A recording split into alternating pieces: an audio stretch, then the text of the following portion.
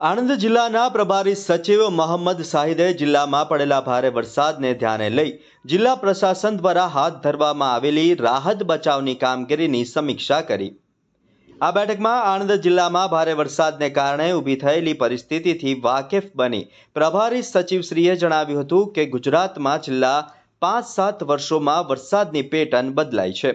તેને ધ્યાને લઈને પુનઃનિર્માણ પામતા સ્ટ્રક્ચરો વધુ મજબૂત બને તે માટે વરસાદની બદલાતી પેટર્નની સાથે ભવિષ્યના પડકારોને ધ્યાને લઈ આયોજન કરવું પડશે। તેમણે ભારે વરસાદથી ઉદ્ભવેલી પરિસ્થિતિમાં લોકોને પીવાના પાણી માટેની વ્યવસ્થાઓથી માહિતગાર બની વીજળી બંધ હોવાના કારણે જે ગામોમાં પાણી પુરવઠો આપી શકાતો નથી તેવા કિસ્સામાં સંબંધિત વિસ્તારમાં વીજ પુરવઠો સત્વરે કાર્યવંત કરવા ઉપર ભાર મૂકી તેમણે ઉમેર્યું હતું કે વીજળી એ લોકો માટે અતિ આવશ્યક જરૂરિયાત છે, જેથી જિલ્લાના જે ગામોમાં વીજ પુરવઠો બંધ છે તે ઝડપથી ચાલુ થાય તે જોવા જણાવ્યું હતું। પ્રભારી સચિવે ભારે વરસાદની પરિસ્થિતિમાં પણ માનવ મૃત્યુ ન થાય તેની ખાસ કાળજી લેવાવી જોઈએ તેમ જણાવી આવી ઘટના ન બને તે માટે જરૂરી પગલાં લેવા ઉપર ભાર મૂક્યો હતો। તેમણે જે વિસ્તારોમાં જ્યાં વધુ પ્રમાણમાં પાણી ભરાવાની સમસ્યા હોય તેવા વિસ્તારોમાં જરૂરી પોલીસ બંદોબસ્ત રાખવાથી માનવ મૃત્યુ નિવારી શકાય છે તેમ પણ જણાવ્યું હતું। મકાન વિહોણા લોકોને તથા જે કાચા મકાનોમાં રહેતા હોય તેવા લોકોને આવાસ યોજનાનો લાભ આપવામાં આવે તો ભારે વરસાદના સમયે કાચા મકાનો પડી જવાની પરિસ્થિતિને આપણે નિવારી શકીશું।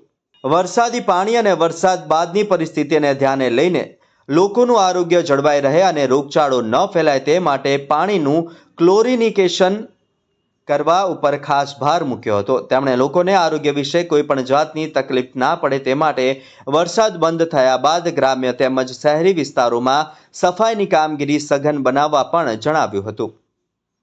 સ્થળાંતરિત કરવામાં આવેલા લોકોને નિયમાનુસાર કેશડોલ ચૂકવવાની સાથે ઘરવખરી સહાય પણ ઝડપભેર ચૂકવાય તેમજ ખેતીવાડીને થયેલ નુકસાની માટે સર્વેની કામગીરી પણ સત્વરે શરૂ કરવા ઉપર ભાર મૂક્યો હતો।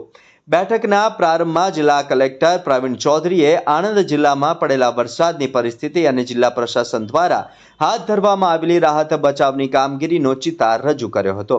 તેમણે ભારે વરસાદને કારણે જિલ્લામાં માર્ગ મકાન વીજળીના થાંભલાઓને થયેલ નુકસાનીની સાથે સ્થળાંતર કરવામાં આવેલ લોકો અને તેમના ઉપર ઉપલબ્ધ કરવામાં આવેલા પ્રાથમિક સુવિધાઓથી પણ પ્રભારી સચિવશ્રીને માહિતગાર કર્યા હતા।